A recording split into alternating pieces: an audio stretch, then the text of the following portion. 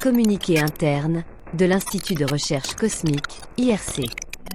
Secrétariat sanitaire. Niveau de classification 1-3, accès restreint. Date. Expurgé, sphère 7, Lotus.LPT39. Objet. Fiche technique et protocole d'éradication de l'entité désignée. Canifecophagus. Fiche technique d'observation. Nom scientifique. Canifecophagus. Nom commun. Chien coprophage. Mange-merde. Terme utilisé par certaines populations de la sphère 3, souvent avec dégoût ou dérision. Classification 1-3. Menace dimensionnelle maximale, sphère 3. Localisation, sphère 3, planète analogue au monde de type Terre, de la sphère 1, cadran des paradoxes. Statut, menace existentielle pour l'IRC. Éradication impérative. Description générale et écologie de l'entité. L'entité désignée Canifecophagus ou chien coprophage est un canidé monstrueux identifié dans la sphère 3, doté d'une intelligence exceptionnelle mesurée à 159 sur l'échelle cognitive de l'IRC, surpassant de loin la plupart des formes de vie connues.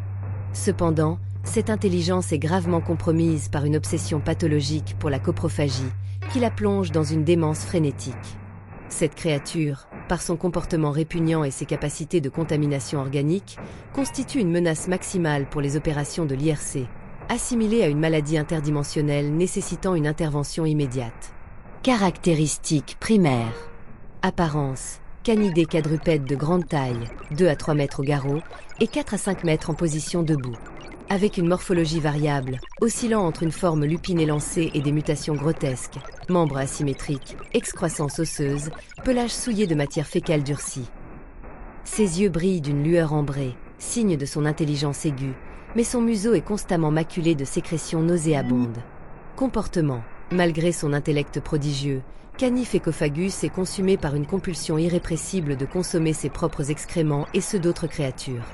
Après ingestion, l'entité s'étale frénétiquement dans ses déjections, les répandant sur son corps et dans son environnement, créant des mares fétides où elle se vautre dans un état d'extase démentielle.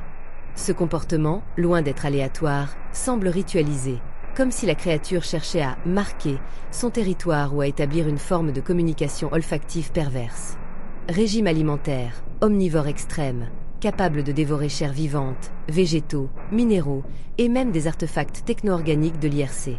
Sa frénésie alimentaire, déclenchée après la consommation de matière fécale, la pousse à attaquer tout ce qui se trouve à proximité, y compris ses propres congénères. Intelligence. Avec un score de 159 sur l'échelle de l'IRC, Canifecophagus démontre une capacité à résoudre des problèmes complexes, à manipuler des environnements dimensionnels et à anticiper les stratégies de endiguement de l'IRC. Des observations récentes suggèrent qu'elle utilise des schémas tactiques pour contourner les écrans de densité et infiltrer des lotus points, indiquant une compréhension avancée des mécanismes intersphériques. Cependant, cette intelligence est pervertie par sa démence coprophagique, qui la pousse à des actes autodestructeurs et chaotiques. Caractère répugnant. La créature est une abomination hygiénique. Ses habitats sont des cloques fétides, jonchés de déjections visqueuses et de restes organiques en décomposition. Elle sécrète une odeur pestilentielle détectable à des kilomètres, un mélange de soufre, de pourriture et d'ammoniac qui provoque des nausées immédiates chez les organismes biologiques. Ces excréments, hautement corrosifs, érodent les surfaces métalliques et organiques et sont le principal vecteur de sa contamination. Les zones infectées deviennent des marécages toxiques, où l'air est irrespirable et les sols se transforment en boue putride. Vie quotidienne et écologie. Canifecophagus vit en meute hiérarchisée uniquement en période de crise, où les individus les plus dominants monopolisent les sites de déjection, des zones où les excréments sont accumulés pour une consommation frénétique. Ces meutes opèrent avec une coordination terrifiante, utilisant des signaux olfactifs et sonores, hurlements gutturaux à 13,7 Hz, détectables par les drones neuroscannants, pour organiser des raids contre des colonies organiques ou des avant-postes de l'IRC. Leur quotidien est un cycle infernal de chasse, consommation, coprophagie et propagation de leur contamination. Les créatures semblent tirer une satisfaction perverse de la destruction qu'elles causent, leur hurlement suggérant une forme de jubilation démente. Malgré leur intelligence, elles ne construisent pas d'abri permanent, préférant s'installer dans des zones déjà souillées, où elles creusent des fosses pour stocker leurs déjections. Ces fosses, appelées nids fécales, sont des incubateurs de leur infection, où les matières contaminées mutent pour devenir encore plus virulentes. Contamination. L'exposition à Canifecofagus ou à ses déjections déclenche une infection fulgurante. Phase 1. Consommation compulsive de matière fécale, souvent accompagnée de convulsions et d'une perte partielle de contrôle moteur. Phase 2. Frénésie alimentaire incontrôlable, où l'organisme infecté attaque toute matière à proximité, y compris ses propres tissus dans les cas extrêmes. Phase 3. Mort rapide par surcharge métabolique, environ 12 heures après l'exposition initiale, suivie d'une putréfaction accélérée. Les corps en décomposition libèrent des spores fongiques microscopiques, qui propagent l'infection par contact ou inhalation. Phase 4. Les résidus organiques deviennent des vecteurs secondaires, contaminant l'eau, l'air et les surfaces. Une seule goutte de fluide contaminé peut infecter une colonie entière en quelques heures. La contamination est particulièrement redoutable car elle affecte non seulement les organismes biologiques, mais aussi les systèmes techno-organiques de l'IRC, corrompant les circuits neuronaux et les interfaces monadiques. Impact sur l'IRC. Contamination confirmée de 37% des fonctionnaires organiques déployés dans la sphère 3, entraînant une incapacité totale à maintenir les opérations. Risque systémique. Si l'ensemble du personnel organique est infecté, l'IRC risque un effondrement opérationnel, paralysant la surveillance des lotus points et des écrans de densité. Niveau de danger. Maximum, menace existentielle pour l'intégrité de l'Institut et des sphères sous sa juridiction. Théorie sur l'obsession pour le quartier général de l'IRC. Pour des raisons encore obscures, Canifecofagus semble focaliser ses efforts sur l'infiltration du quartier général de l'IRC, situé au lotus point LPT-01. Une théorie dominante au sein du secrétariat sanitaire postule que l'entité perçoit le QG comme une singularité monadique, un nexus de flux dimensionnel où convergent les énergies de toutes les sphères sous la juridiction de l'IRC. En raison de son intelligence exceptionnelle, Canifecofagus pourrait chercher à corrompre ce nexus pour provoquer un effondrement en cascade des réalités surveillées par l'Institut. Une hypothèse secondaire suggère que les nids fécales de l'entité sont des tentatives de créer des contre-lotus points, des portails sauvages permettant une invasion intersphérique. Cette obsession pourrait être liée à une mémoire collective ancrée dans l'espèce, peut-être un vestige d'une ancienne interaction avec une technologie de l'IRC ayant altéré leur biologie ou leur psyché. Protocole d'éradication. Objectif. Élimination définitive de Canifecofagus et de toute trace de contamination pour prévenir l'effondrement de l'IRC, avec une priorité absolue sur la protection du quartier général. Méthodologie. Utilisation exclusive d'agents non biologiques pour éviter toute infection. Identification et localisation. Déployer des drones neuroscannants équipés de détecteurs de flux monadiques pour repérer les pulsations inériennes, fréquence 13,7 Hz, associées au nid fécal de Canifecofagus. Cartographier les zones infectées dans la sphère 3 à l'aide du cartographe Lotus, coordonnées LPT-74, avec une attention particulière aux trajectoires convergeant vers LPT-01, QG de l'IRC. Conformité technique sanitaire préliminaire. Isoler les planètes affectées via des écrans de densité renforcés à triple redondance pour empêcher toute propagation intersphérique.